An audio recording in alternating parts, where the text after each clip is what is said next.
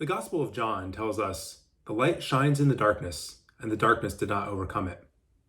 This reminded me of a favorite saying Senator John McCain used to quote, reminding his audiences with a chuckle that it's always darkest before the dawn. It's been 12 years since I worked on Senator McCain's presidential campaign, but I think back on that campaign often, especially as we just completed a presidential election this year. Reflecting on how we hold on to hope during difficult times, I thought of Senator McCain's book, Faith of My Fathers, where he remembers his 5 years in a Vietnamese prison camp.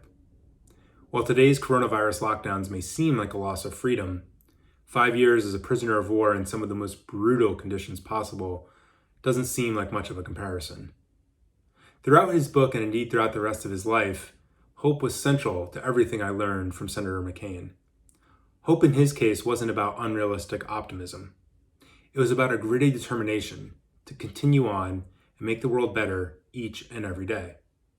Whether it was a small act of kindness to his fellow prisoners, thoughtfully engaging with a constituent who disagreed with him, or resurrecting a presidential campaign on its last legs, John McCain's life and service taught me a lot about the power of hope in the midst of tough times. During his eulogy at Senator McCain's funeral, President Obama quoted a line from McCain's favorite book, For Whom the Bell Tolls. "Today is only one day in all the days that will ever be. But what will happen in all the other days that ever come can depend on what you do today." As I think about hope, that sticks with me. The hope that we can make things a tiny bit better each and every day. For ourselves, for our community, for our world.